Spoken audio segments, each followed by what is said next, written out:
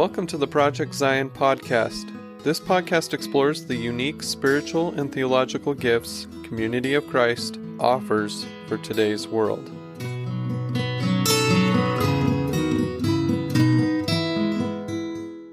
Hello, everyone. Welcome to the Project Zion podcast. This is Brittany Mangelson, and I'm going to be your host for today's episode. And today we are doing one of my favorite episodes because it is a Chai Can't Even, where we talk to young adults, or I guess maybe I should just say millennials, because I'm not sure if we're considered young adults anymore.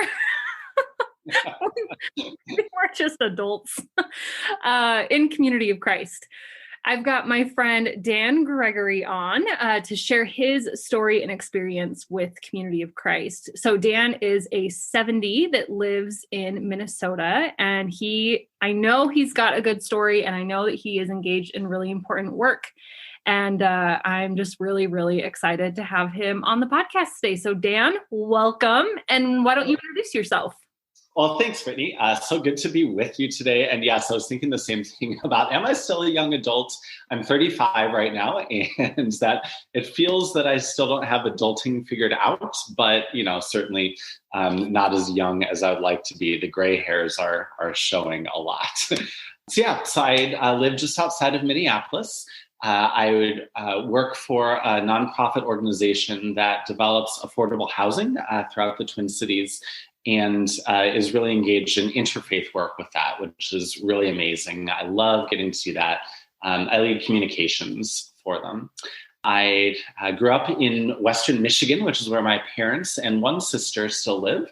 My other sister's out in California, so I'm kind of right here in the middle, and dating a wonderful guy. I've been seeing him for about 6 months now, and just really enjoying where that's going. So yeah, as you said, I'm 70 in the church. I'm proudly gay. I use he, him pronouns, and I have worked for the church before, but again, currently I get to work in the nonprofit section, or living out the values of Community of Christ in that way. That's awesome. I am really excited that you found a way to pair skills and everything with ministry to your vocation, which we're going to touch on just a little bit in a little bit. But yeah, thanks so much for being on today. I'm really, really excited to get to know you a little bit more, which is one reason why I like these interviews, because I did not grow up Community of Christ. And so hearing the experiences of people who are about my same age, that have walked with the church longer than I have, is just something that I find really interesting and inspiring. So thanks for being on and sharing your story. Absolutely. Okay, so we always start these interviews kind of at the beginning, just whatever that means to you. I'm curious if you grew up Community of Christ, which I'm thinking you did, but if there's some sort of conversion story that you have, or, did you attend camps as a kid? And I'm always fascinated at how children who grow up in Community of Christ are treated in their congregation, whether you were like mentored by people or felt like a burden to the congregation, or if you feel like you were part of the community. Just what was you growing up in Community of Christ like? Yeah. So yes, I did grow up in Community of Christ, and my family on both sides goes way, way back. And that was always something that was really cool to learn about growing up, to hear the stories of people from across North America who have made this faith tradition their home. And so that was really an essential part of my formation. I was really lucky. We moved to Western Michigan when I was 6 or 7. And we found a congregation that just adopted us in. Literally from day one, they loved us all. And there was a lot of kids in our congregation growing up. And so I had a lot of peers of people who were going through similar experiences as me, trying to it was an interesting bridge time for the church because, so this was the early 90s. We were coming off the difficulty, the challenges of coming to ordain women in the priesthood, of understanding what the temple meant, and kind of this new formation, this new identity as a denomination. But we weren't quite into that yet. So there's still a lot of streams, a lot of threads that were still carrying over. But I grew up in a place where there's so many mentors who really valued me and my voice, even from a really young age. And there's so many of us who still minister within the church from that congregation. I think primarily because we had people who asked us questions, who wanted to know what faith meant to us, who were willing to share why this tradition was so important to them. But they also didn't hold on to this idea that it had to be their church, right? But that it could be our church. And so really investing in me and taking the time to get to know me as a person, and to help develop my leadership skills. From a young age, we had youth-led youth groups, which was really, really cool. There was a few older youth who had kind of pioneered that just before us. But then also a really robust camping program. You know, there's lots of leaders who stepped in every year to provide amazing development opportunities for us. I grew up going to Camp Manitou, which is no longer part of the church's ministry, but in Southwest Michigan. And those were some of the best experiences for me. I kind of cloistered off when I was hitting 4th, 5th, 6th grade.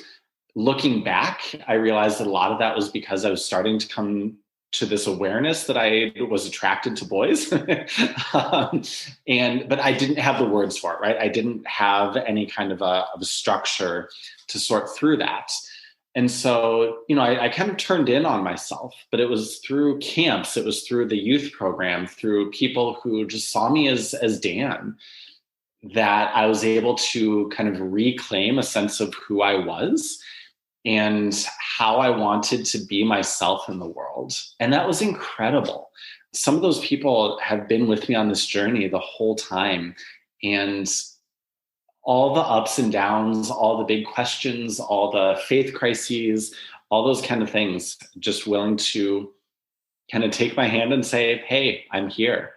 I think that's one of the best things about growing up in a smaller, more intimate setting, is that people really want to get to know you, and they're there through the thick and the thin of it. I absolutely love what you said about the people, the adults in your congregation, not seeing it as their congregation, but it was an our. So all of you. And the fact that you had youth-led youth programs, and it sounds like just really close relationships with the adults, and then just different age groups of youth and young adults in the congregation as well. I think that is so important as you are coming to understand who you are and who the church is and who God is. It sounds like you were really, really well supported. Absolutely. Yes. And you know, sometimes that was painful for them, right? Sometimes there were things that we wanted to test, that we wanted to try, that they weren't as comfortable with, but they still gave us the space. And then we were able to debrief it after, right? It's like, okay, well, when you said this, it kind of threw me for a loop, but let's talk about what that means, right? And I think that was the thing that really set these mentors apart, is that they I can't remember an instance, they might have, but I can't remember an instance where they shut things down, right? Where they said no farther. And they let us grow, and they let us express, and they let us breathe our faith, which was so essential. And so unique. I don't feel like many people talk about their home congregations that way. I mean, people can love their home congregations, they can love the ministers that they worked with, but usually it seems like there is okay, y'all are off you're off the train tracks right now. Like you got to rail it back in. But it sounds like your ideas, your direction for mission and ministry were really well respected, which that can be difficult for adults to kind of let that hand it over to a bunch of kids. So that's really cool to hear. Yes. Well, and even so, I was ordained as a priest my first year of college. I was at Graceland, had been called through my home congregation. And at college, I really started to challenge other aspects of my faith. I really started to take the foundations that I had been given and look at them from a different direction. And so I came back with some of those ideas. And when I would first start preaching in my home congregation, you could see some of the looks on people's faces of, whoa, what's that? What does he mean by this? And to their credit, they still stayed, right? They still loved me. They thanked me for providing the ministry. They, said, wow, that was an interesting idea. I was challenged by that. But that ability to grow and for them to love me into that, even as we started to have some really different ideas as to what the church was called to be and how we were called to respond, they never let me go. They still said, we love you. We know who you are. We want to see you grow. And that validation, it just means the world, right? Yeah, for sure. It's super, super empowering, and the ability to allow you to grow and make mistakes and pursue the things that you want to pursue. Again, I just don't feel like a lot of youth get that, or at least they don't verbalize it or can't recognize it in their adulthood. So it's really cool that you can.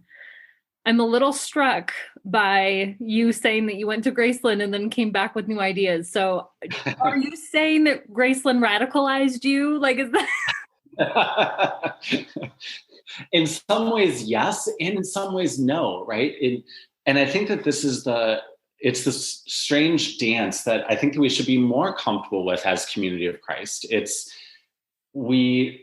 so many of the foundations were already laid when I was a youth, right? There's so many of those threads that when I started to come to new understandings and started to read different authors and started to see that some of the things that I had been taught weren't entirely accurate, it was still picking up on those core threads and saying, I'm not leaving those behind. I'm seeing them in a different way. And I'm weaving something new out of them, right? And so, yes, I made some pretty hard pivots coming into higher education, coming into the Graceland realm, and frankly, right, being exposed to broader aspects of the world. But I think that it was a lot of those core tenets, those core pieces that were nurtured in me as a child, as a high schooler, that were able to come to fruition in a different way rather than feeling completely contrarian, right? So I work with a lot of people who go through faith transitions, and it's generally one denomination to another. But what I hear you saying is very similar language to what I hear the folks that I work with saying. This idea, that the maybe the theology or whatever you want to call it that you were taught, the things that you were taught as a youth might not be exactly how you once thought they were, and opening yourself up to different authors and veins of theological thought challenge your faith, and yet you were able to come to a place where you weren't necessarily leaving it all behind, but that you deconstructed to some degree and then rebuilt a faith that was healthier for you. That's what I'm hearing you say, which is just very interesting, because again, that's the language that I hear in the ministry that I'm involved with all the time. So yes. Well, and I think, frankly, that it's something that most of us do in our lives, whether or not we recognize it, right? And I think that one of the challenges that we face is that when a lot of young adults come into that time of life where you tend to do those things, many people aren't prepared to walk with them in that, right? And so that deconstruction can often not lead to reconstruction.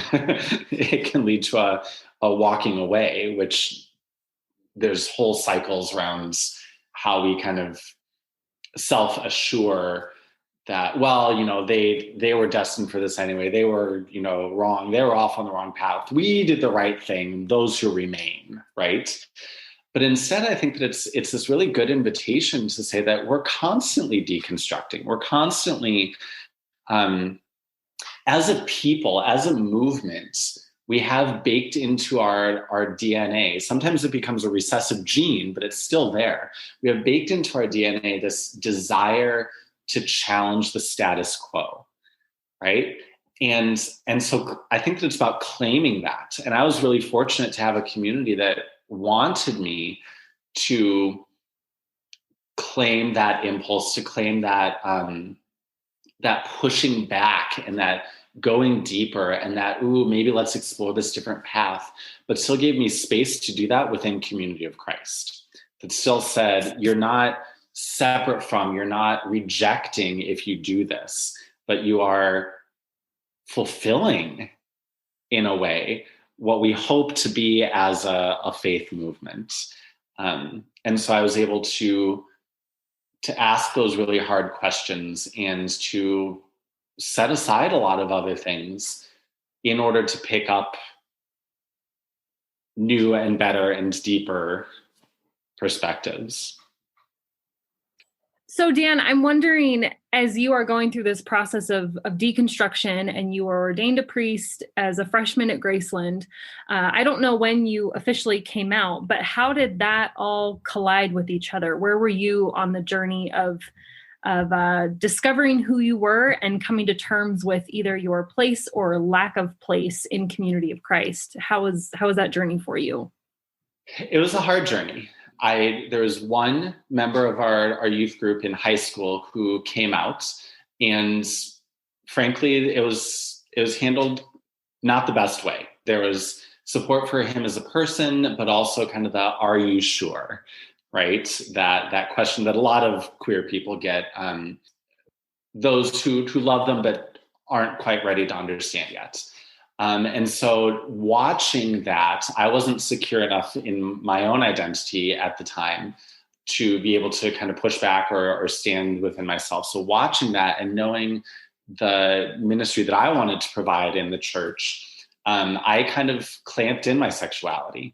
I, said, oh, well, it's just a phase, or I'm not really attracted to men, or, all those kind of ways that you justify to yourself.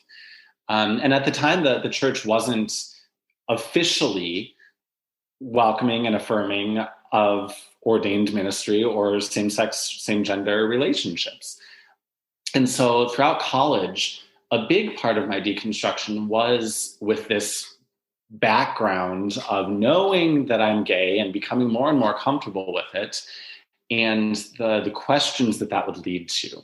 Well, if I know that God loves me, and if I know that it's okay for me to be gay, even if the church doesn't yet sanction it, what does that mean for my understanding of authority within the church? What does that mean for my impulse toward others who are marginalized? What does that mean for the questions of how relationships play out, right? Like if I fall in love with somebody and I know that it's love and the church doesn't sanction that, how do I stay true to that, right? I mean, it's all these kind of questions that roil things up. I was called to elder while I was at Graceland, coming into my senior year. And at the time, there was a lot of conversations that were going around as to whether or not we should affirm the ordinations of LGBTQ plus people in committed relationships. And I had to make a decision to say, yes, I still wanted to be part of this faith tradition. Yes, I felt that God's call and the church's call, frankly, within my life to be an elder was right. And that for me, I needed to continue to step into ministry based on who I was and what I would be able to offer. But then it was still several years, probably 4 years, 5 years from when I graduated to when I came out. And, I came out to my family, I came out to close friends, and almost all of them within the church, and all of them saying, Dan, we love you as you are. For some, it was a harder journey than for others. Some said, yeah, it's about time. Thank you for finally realizing what we've known all along. One of the things that I regret, though, is I didn't come out until after the national conference decision in the USA. I was working full-time for the church. I was already ordained as a 70 by that point. And there was a lot of fear in my own heart to step into the forefront of it in order to claim who I was and risk not knowing how the church would affirm that, right? Once the decision was made, I knew that I needed to come out. I knew that I needed to be one of those who said, like, hey, yep, there are people who work for the church, not even just who are ordained or who are providing ministry, but who work for the church. And in the spaces where I was ministering in Iowa at the time, there was a lot of people who were really questioning the decision, right? And to be able to say, you don't have to agree with this, but you need to know that I've been ministering alongside of you. We've grown this trust and this bond, and I'm gay. And does that change anything for you, right? And for some it did. For others, it was a good growing opportunity. But it continues to shape, how I respond in my ministry, the places where I choose to invest my time and not invest my time, and to also lift up. I didn't have any role models as to what it meant to be gay in faith, period, growing up. And I know that, like, learning the history, I know that there's so many other people who were doing that and who were providing role models across the church. But I don't want any of our youth to have to go through that, right? We need those examples of people who say, yep, I'm here, I'm proud, I'm willing to be a safe space for you to talk. Wow. I cannot imagine how emotional, nerve-wracking, scared. I mean, I could think of a million words you must have felt knowing that this church that you had devoted your whole life to, that you had been ordained in multiple times, that was also your employer, knowing that there was a national conference that essentially debated the worth of your ministry, the validity of your ministry, the validity of who you knew you loved. I cannot even imagine that. Having everything on the line, right? Like your church family, your history, your family history, your employment, your ministry, your sense of call. That's a lot. That's a lot. And then to have the decision made, I think that, I've talked to enough people that I understand that it was not a smooth transition, that yes, there were people that were celebrating, but there were people that were definitely not celebrating. And so, like you said, you were in relationship already with people that did not support the decision. And so again, you're putting your whole self, your whole personhood on the line to be rejected or accepted in a way that a lot of ministers don't have to do. That's a lot. And I just want to underscore and bold that that's a lot. It is. Well, and it was one of those spaces where, and I was so grateful. The staff who were my bosses, I guess, at the time were incredibly supportive. I was out to them and, they said hey, we're in this with you. We'll figure out whatever we need to do. But I had come to the space of I'm not leaving the church, right? I had looked at other denominations. I'd had a couple of kind of faith crises before that where I looked actively at denominations that were openly affirming already. And I've decided Community of Christ is stuck with me.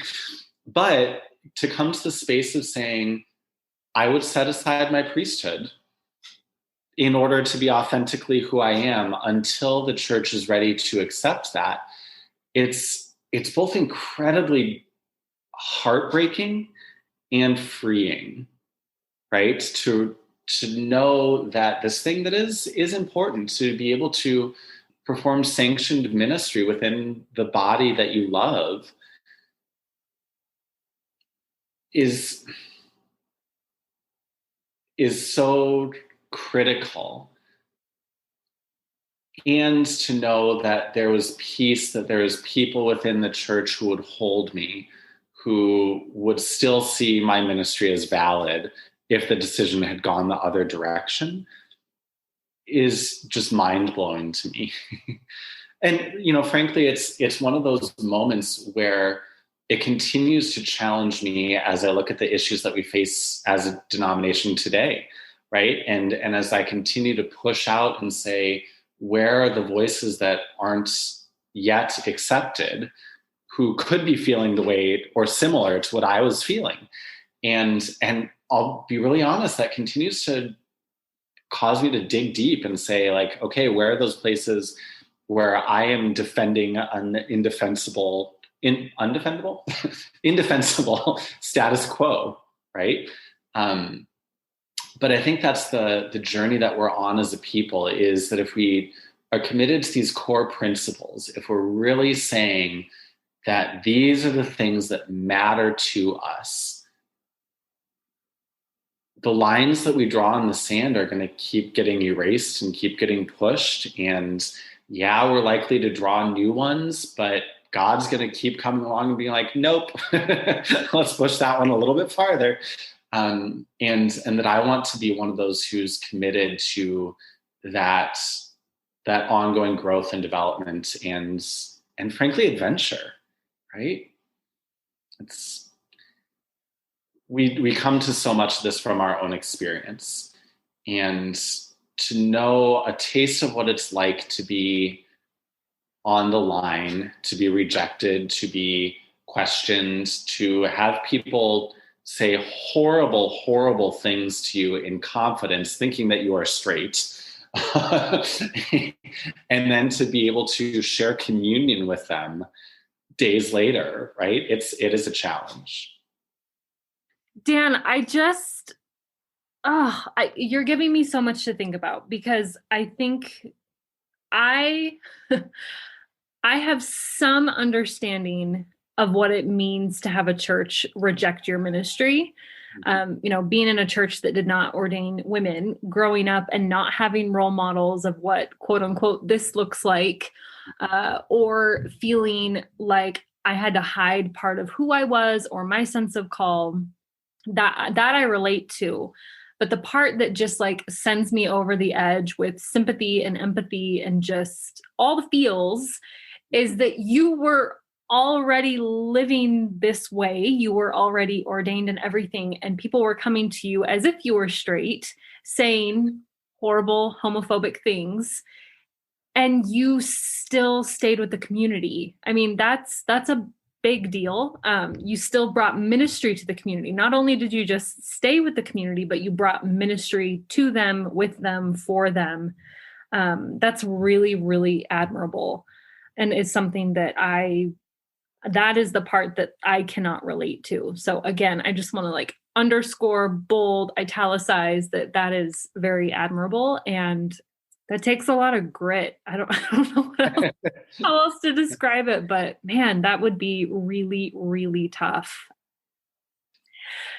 So from here, Dan, just continue your story. I know that it's your story with the church and with your employment has taken you different places. So just keep talking. Yeah.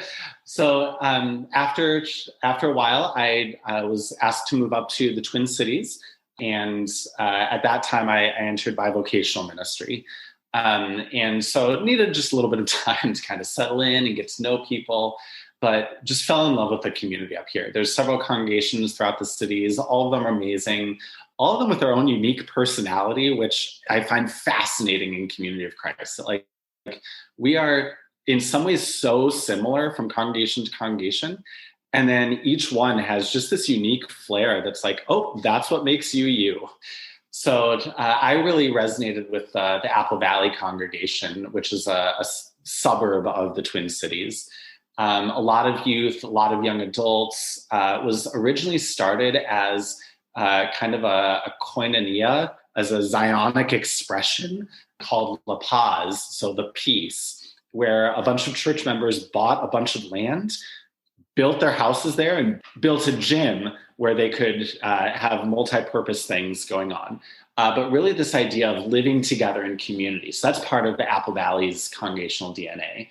And after a stretch, was invited to serve as pastor, which felt like a really cool step in my journey, and was able to step into that with the full support of the congregation and did some really neat things together.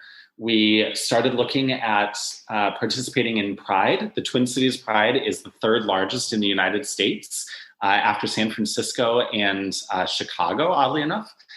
And so what we really wanted to do was to show up, not to convert people, not to say like, hey, you need to come to our church, but to help in part of the celebration and to give resources back into the queer community. So what we did was we set up a booth and said, hey, come sign a card in support of an LGBTQ plus youth who is experiencing homelessness. We're going to donate all of the cards, and we're going to donate $1 for each card that's written from our congregational funds to a local organization that provided housing, provided shelter for them. And it really was this good moment for us to consider, what does it mean to be in mission, right? That it is less about us and it's more about joining what God is already doing in the world, and to stand in solidarity with a community that is so often marginalized. And so many people would be like, wait a second, you're a church and you're doing this? Because, there was other churches who would show up at Pride and would have great booths doing great things. But it was mostly, look at everything that we're doing in our congregation, rather than, we want to help make your Pride celebration be incredible. And we were joined by the other congregations in the area, lots of really great support. And it was a really beautiful expression of congregational ministry. We continued it for a couple of years. We only stopped because of COVID and because Pride hasn't happened. But frankly, after a couple of years, I realized that much as I'm very much a visionary person. I'm kind of like, okay, let's cast the idea. Let's see, where God is calling us, where we need to discern together. But I'm a terrible administrator. So my poor congregation had to put up with a lot of just oversights, and we could have done that better. And so I decided I needed to step back. I was also about to go through a divorce at that time. And so needed to focus on myself and on that relationship to as best by it as I could. And so, but continue to provide ministry, as we've shifted into all online. It's been a big challenge for us, but also a great opportunity to dream together, to say, what are some of the things that we've always known that we needed to set aside, but we couldn't quite let go of, that we couldn't quite bring ourselves to actually laying over there. And surprise, a global pandemic comes along and we have to.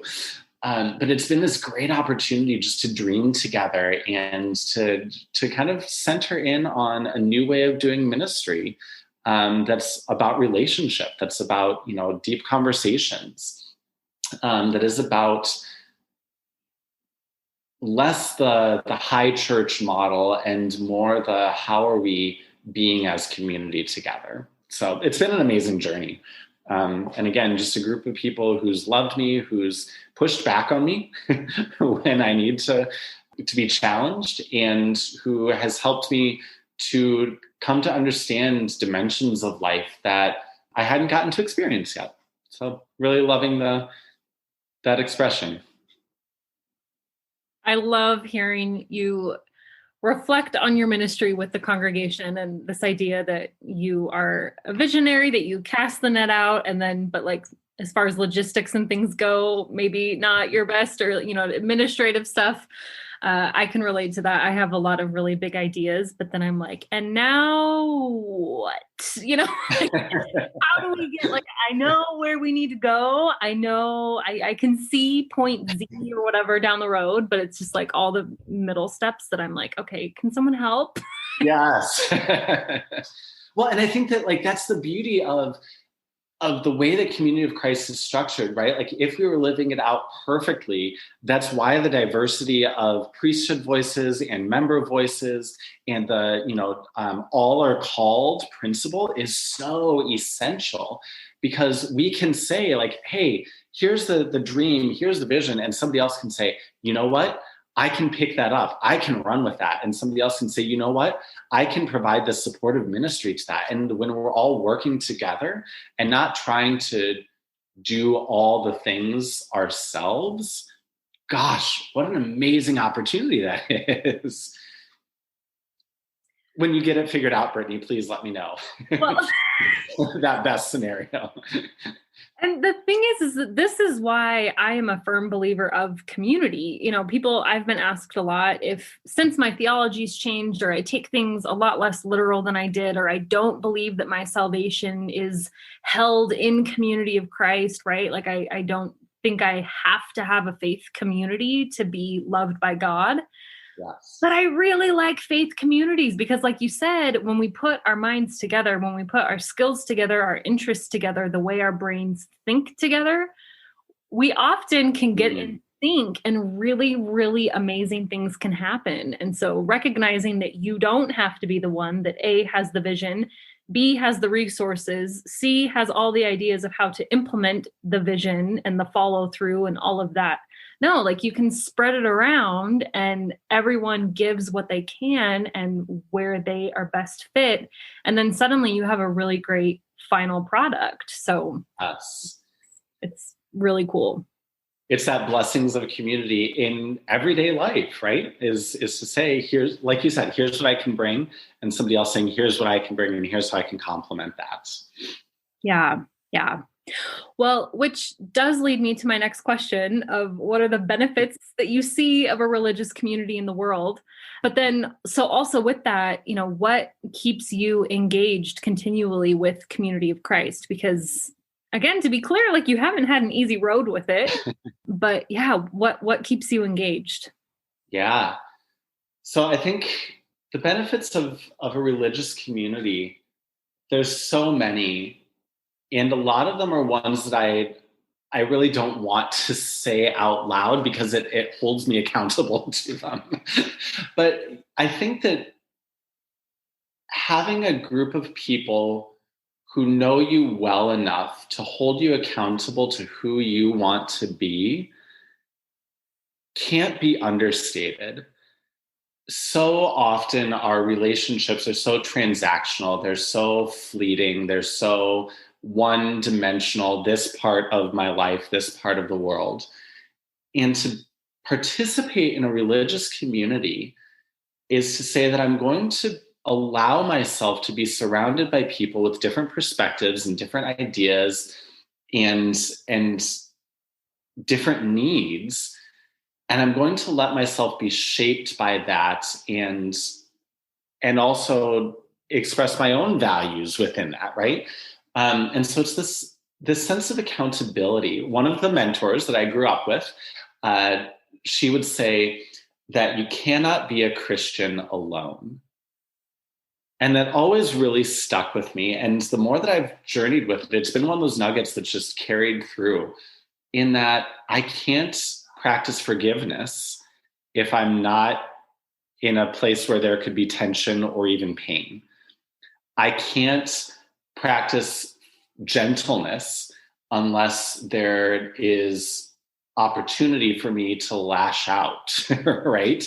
And all of those values of the fruits of the Spirit can only be nurtured, can only be developed when we're in community together.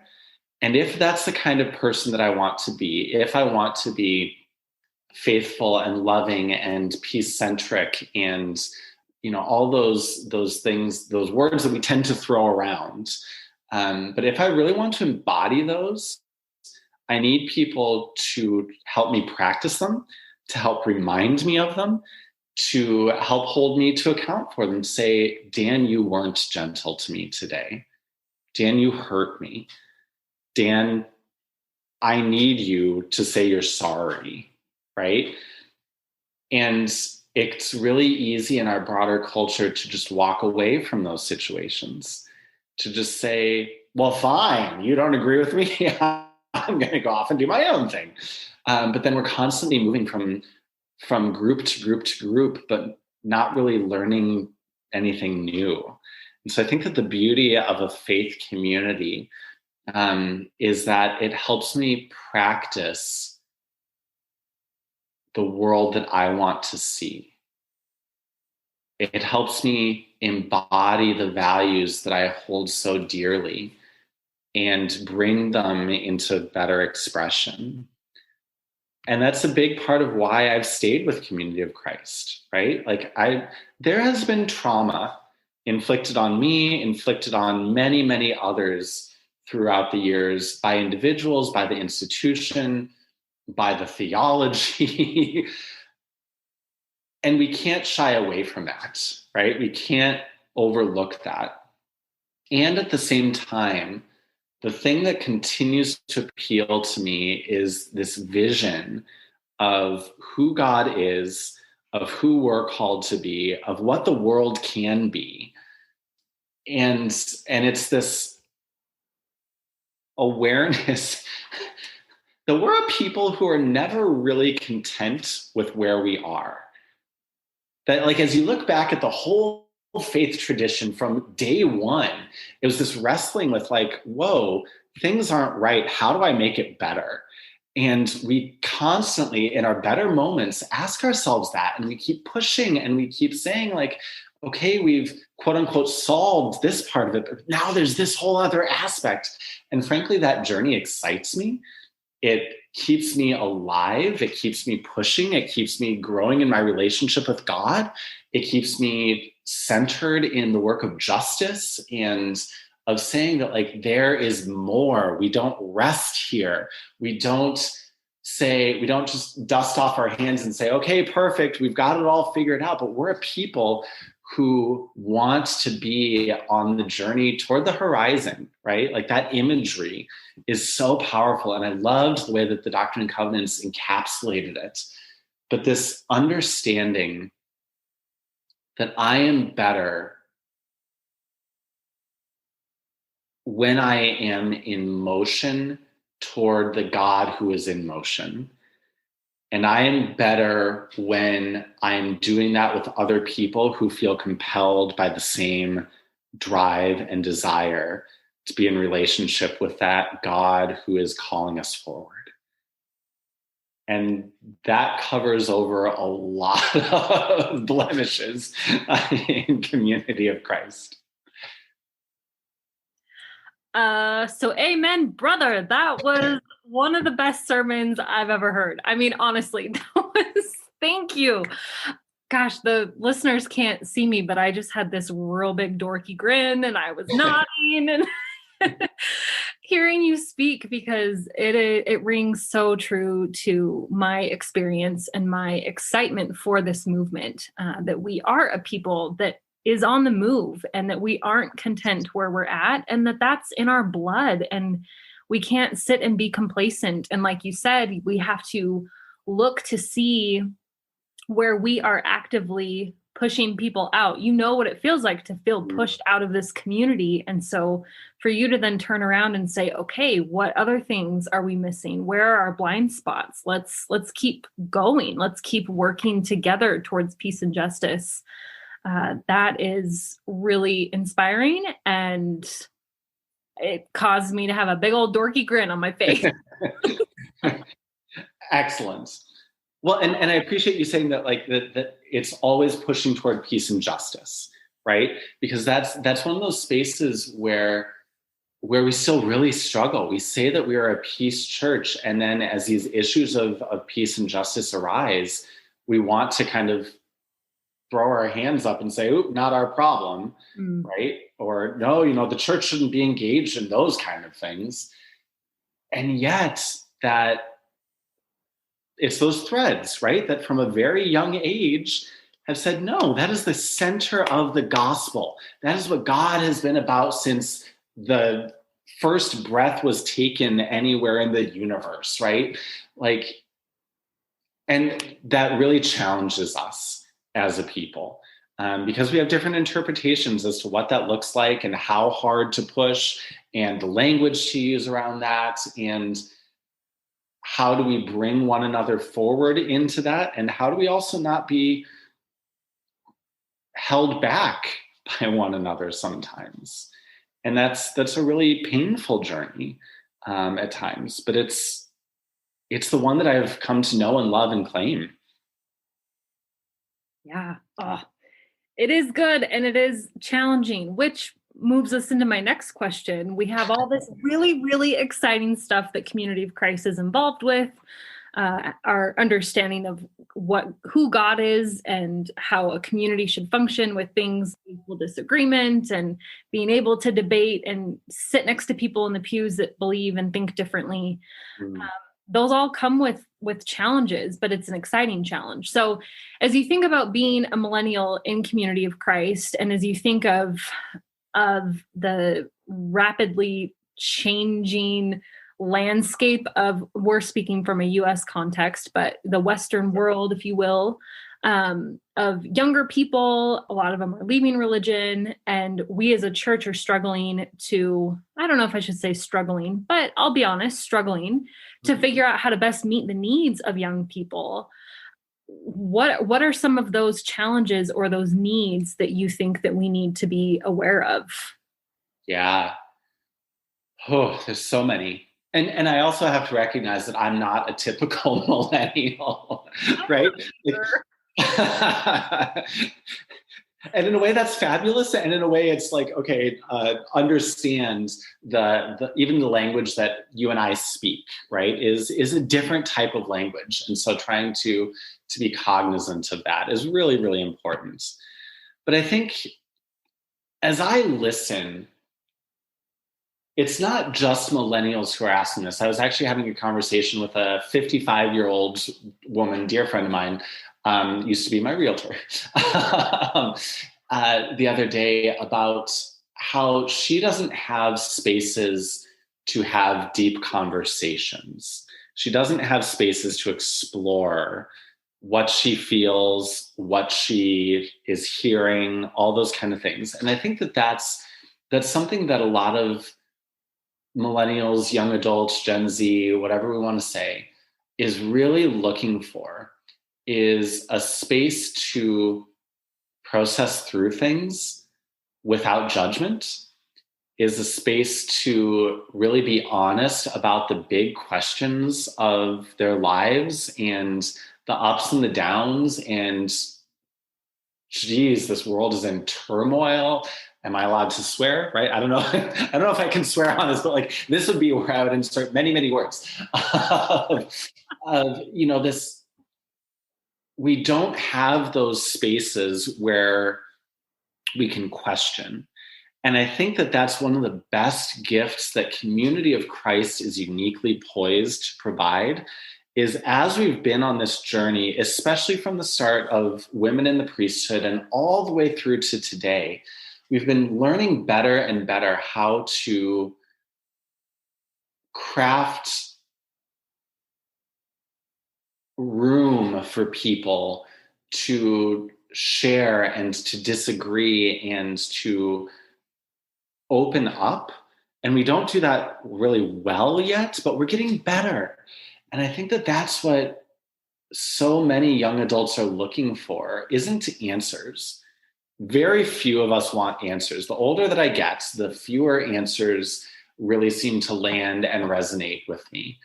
But the better thing is when I can sit down with people and just say, this thought has been nagging at the corner of my brain, and I need a space to share about it, right? This image that I hear about God in these other places seems really off to me, and I don't know what to do with that. Or, I'm facing a major decision in my life, and there's competing voices that are telling me to go different directions.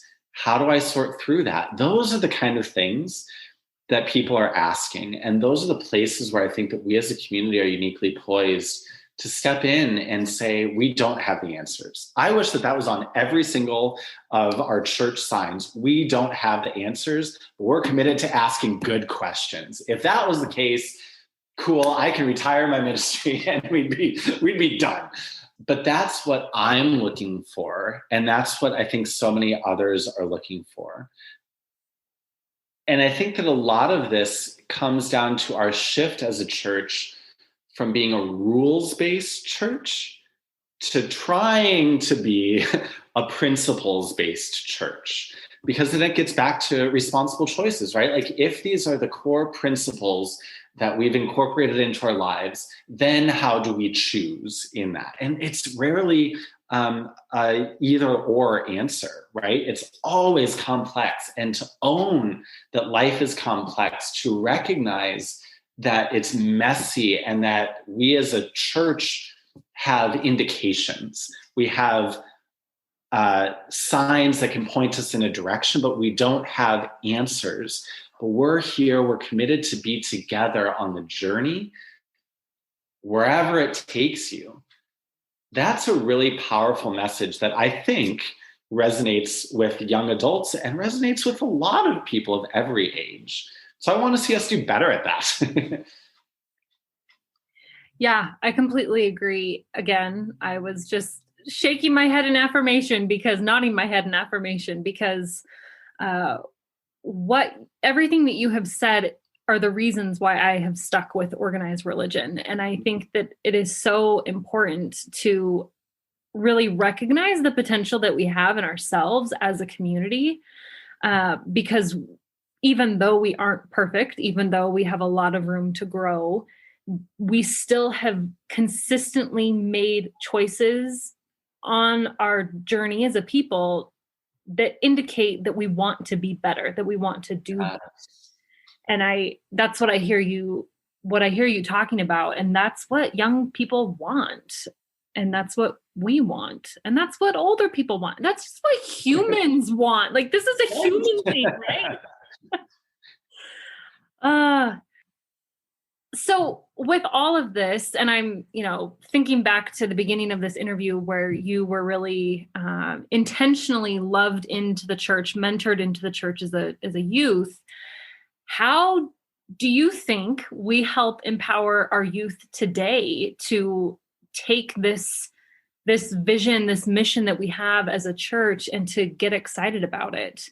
I don't know if you've done a ton. Well, no, you did say that you've done youth ministry. So with working with youth, how do you help empower them?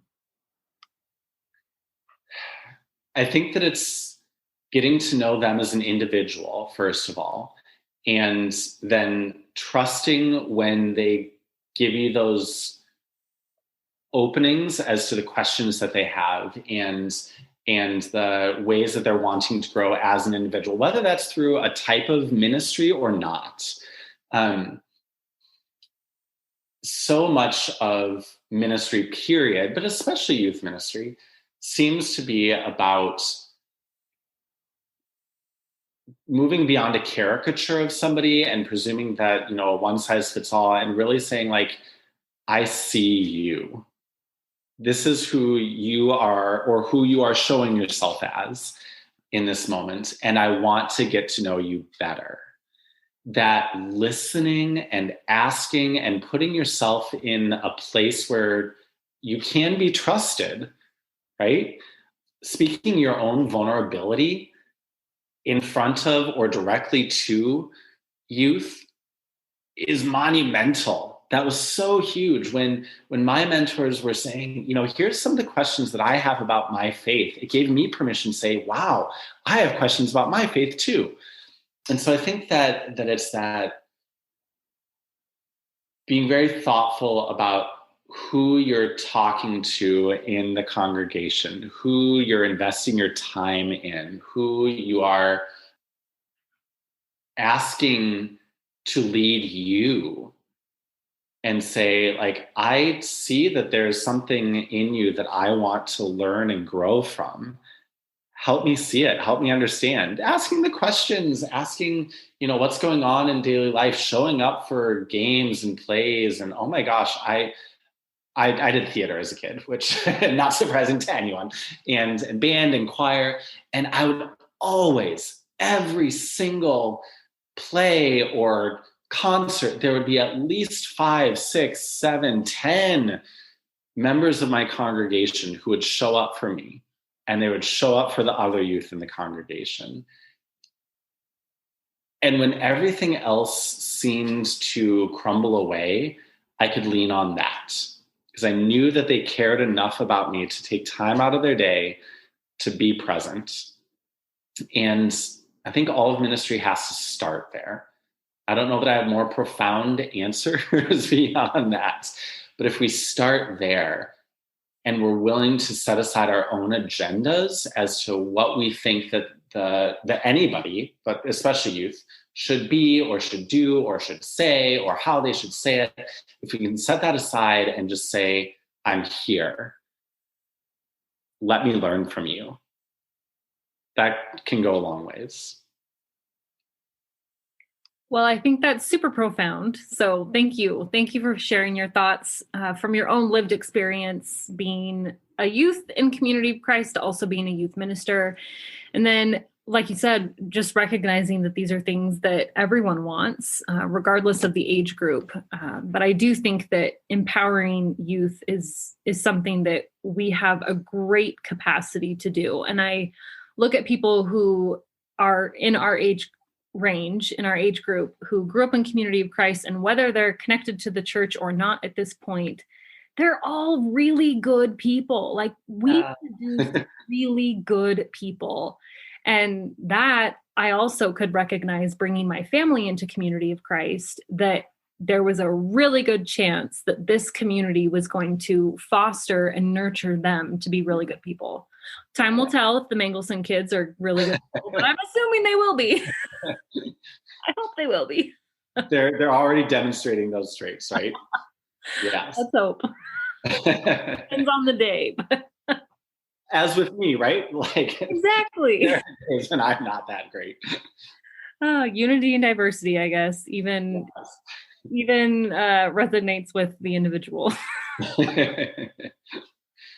So, Dan, you have shared so many hopes and visions of what we can be and who we can become as a community. But is there anything else that just really gives you hope about Community of Christ as we move forward together? I think that, yes, there's so much that gives me hope. It can be challenging within the context of congregational life, because so much of the way that we've structured our congregations is shifting, and that's really painful and that's really hard to swallow. But seeing how people say, but you know what, I'm sticking with this through the midst of that pain, through the midst of that turmoil, that in and of itself gives me hope. The way that we're really stepping into some of the thorniest and most controversial and most deeply seated social justice questions of the day, not presuming, again, that we have answers, but saying we want to show up. We don't want to be left on the sidelines. That gives me hope. The way that I see so many people saying, you know what, we haven't tried it this way. Let's give it a shot. Let's experiment, and finding that permission from one another to say, yeah, I may not like this, but I'm going to show up and I'm going to go along with you on the journey. That gives me hope. That's amazing. That's so incredible that we have people who are willing to set aside. And in my better days, I do this. On my worst days, I am far from it. So let me claim that. But people who are willing to set aside their own comfortability in order to contribute to the broadening of the vision and the mission of Christ. Like, Brittany, that's insane. That's incredible. That's transformative. That's world shaking. And if we just keep doing that, if we just keep stretching with one another and saying, like, I've got you, right? It's, again, those threads of the power of community to hold one another. When we do that, when we embrace that that's our calling. Our calling isn't to preserve church buildings. It's not to keep programs functioning. It's not to maintain a certain level of decorum. When we claim, as we so often do, I've seen it from the earliest days of my experience, but when we claim this understanding that like we're here for one another and we're here to participate in the cause of Zion, there's no greater hope than that, right? That's what it means to be a human, I think. And that's especially what it means to be a Christian.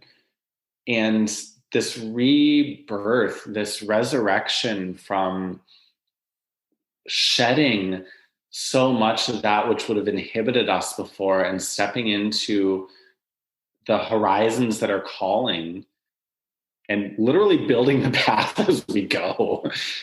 That gives me hope.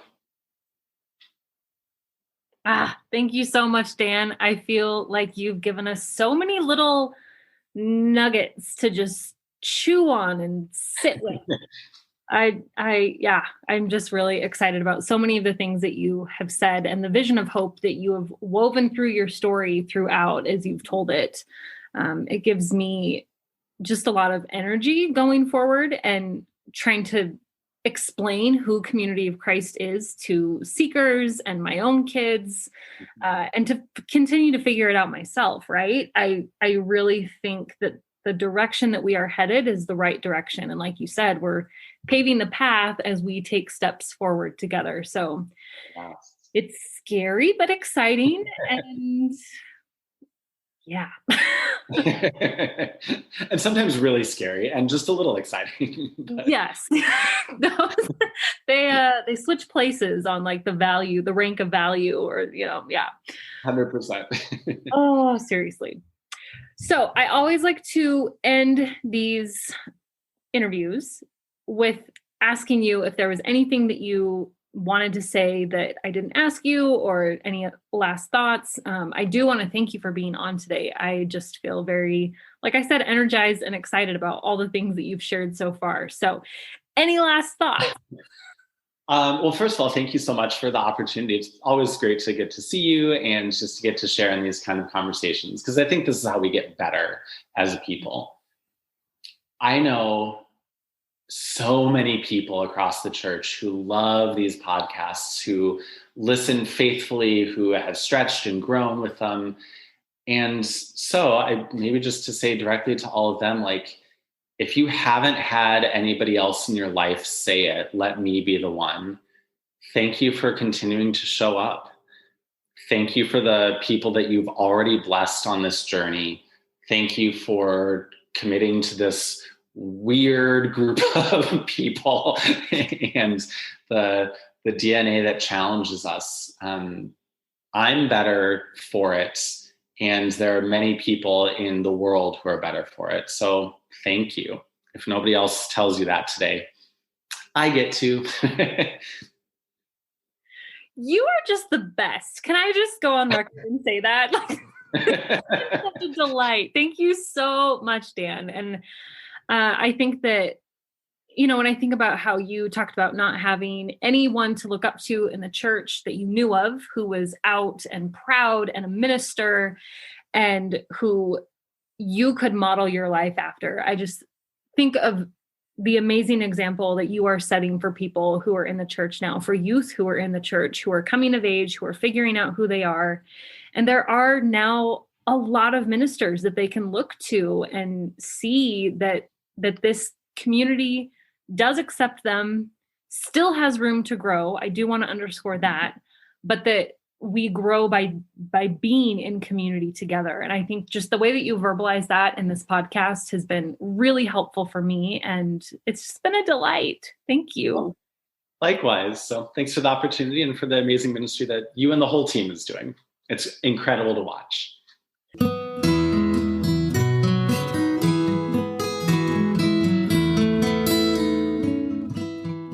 Thanks for listening to Project Zion Podcast. Subscribe to our podcast on Apple Podcast, Stitcher, or whatever podcast streaming service you use, and while you are there, give us a 5-star rating. Project Zion Podcast is sponsored by Latter-day Seeker Ministries of Community of Christ. The views and opinions expressed in this episode are of those speaking and do not necessarily reflect the official policy or position of Latter-day Seeker Ministries or Community of Christ. The music has been graciously provided by Dave Hines.